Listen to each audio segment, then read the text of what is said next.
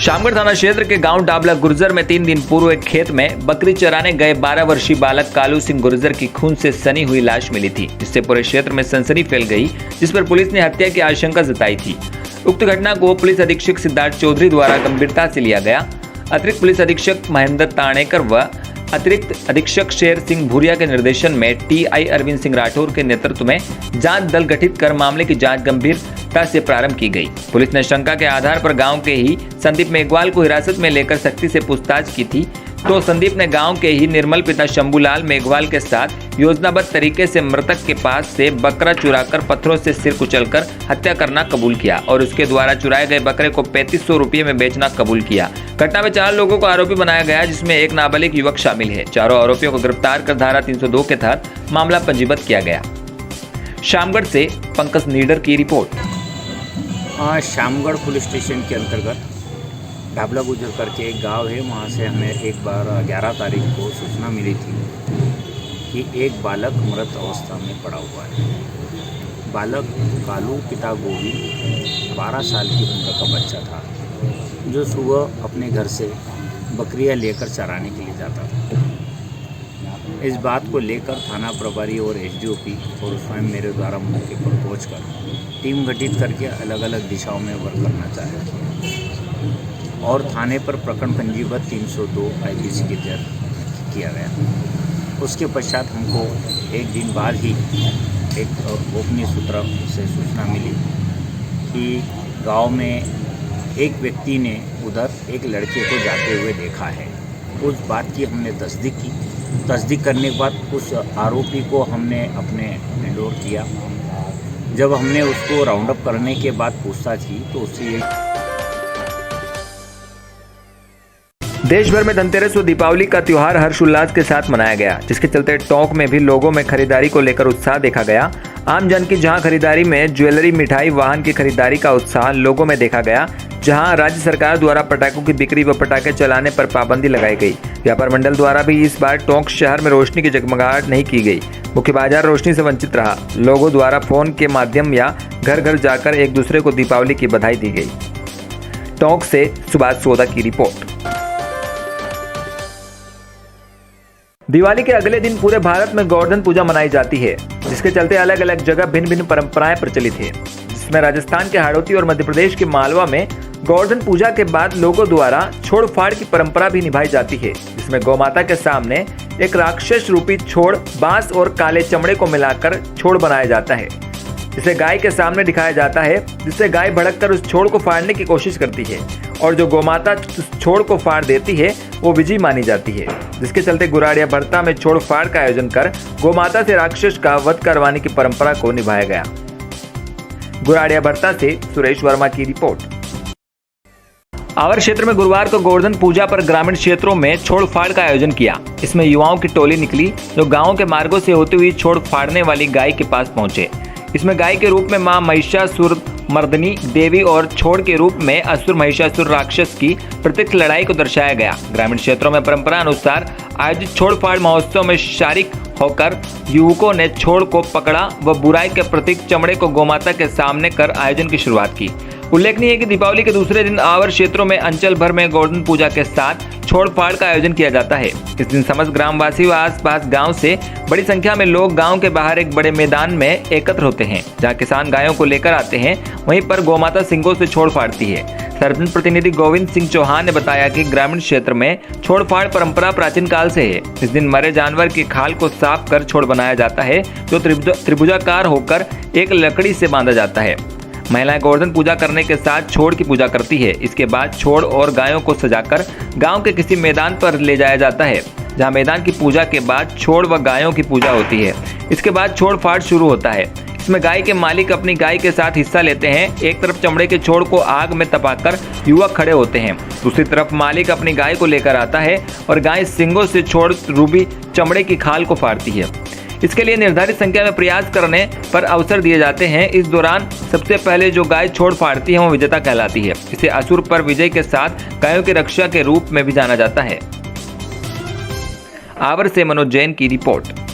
भाजपा के पूर्व राज्यसभा सांसद कैलाश सारंग का पार्थिव शरीर रविवार सुबह विशेष विमान से मुंबई से भोपाल लाया गया। एयरपोर्ट पर मुख्यमंत्री शिवराज सिंह ने पार्थिव शरीर को कंधा दिया। एयरपोर्ट से पार्थिव देह को 74 बंगले स्थित उनके निवास पर लाया गया, जहां पर शिवराज सरकार के कई मंत्री और भाजपा नेता उनके अंतिम दर्शनों के लिए पहुंचे और उन्होंने श्रद्धा सुमन अर्पित किया। दोपहर 2:30 बजे पार्थिव शरीर को भाजपा कार्यालय में अंतिम दर्शन के लिए रखा जाएगा। इसके बाद शाम 4 बजे राजकीय सम्मान के साथ सुभाष नगर विश्राम घाट पर उनका अंतिम संस्कार किया जाएगा।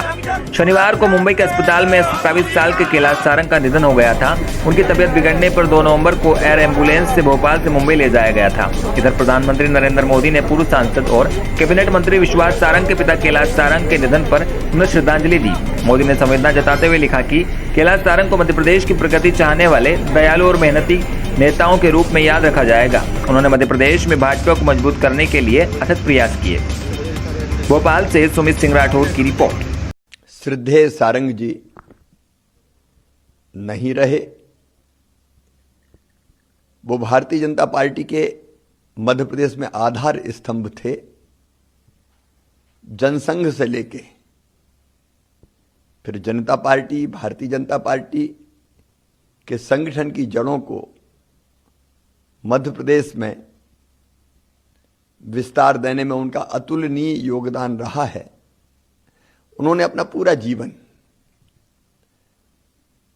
भारतीय जनसंघ, भारतीय जनता पार्टी और संघ के माध्यम से जनता की सेवा के लिए समर्पित कर दिया था। वो ऐसे नेता थे जिन्होंने मेरे जैसे लाखों लाख कार्यकर्ता तैयार किए। वो हमारे मार्गदर्शक थे, बेकुशल संगठक थे, स्नेह देने वाले मार्गदर्शक थे, समर्पित कार्यकर्ता थे। केवल संगठक नहीं थे, बल्कि अपनी युक्ति और बुद्धि से कैसे भारतीय जनता पार्टी का संगठन बढ़ता रहे, इसके लिए उन्होंने परिश्रम की पराकाष्ठा की, प्रयत्नों की परिसीमा की। वो लेखक थे, वो चिंतक थे, वो पत्रकार थे, वो कवि थे, वो शायर थे। क्या क्या नहीं थे सारंग जी। उनके बिना भोपाल अधूरा है, मध्य प्रदेश अधूरा है, भारतीय जनता पार्टी अधूरी है। मेरी व्यक्तिगत क्षति भी है। जब जब मैं दुविधा में रहा, उन्होंने दुविधा से निकालकर मुझे संगठन के काम के लिए प्रेरित किया। उनके जाने से मध्य प्रदेश की राजनीति में जो शून्य पैदा हुआ है वो कभी भरा नहीं जा सकता। मैं उनके चरणों में श्रद्धा सहित नमन करता हूं। मध्य प्रदेश की 8 करोड़ जनता की ओर से उन्हें प्रणाम करता हूं।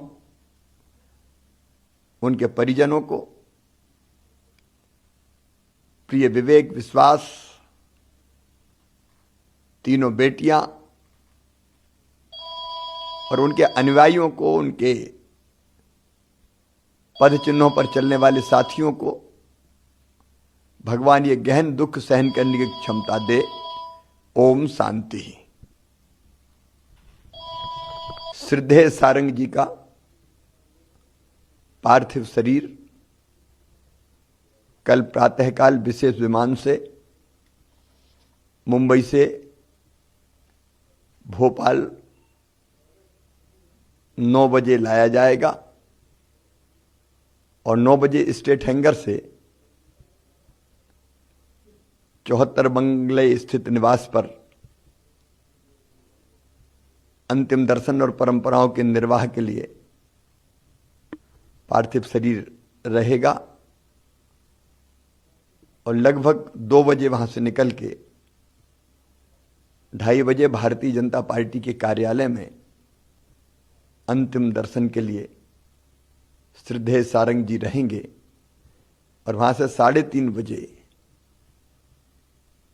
अंतिम यात्रा के लिए सुभाष नगर विश्राम घाट प्रस्थान करेंगे और लगभग 4 बजे उनका अंतिम संस्कार पूरे राजकीय सम्मान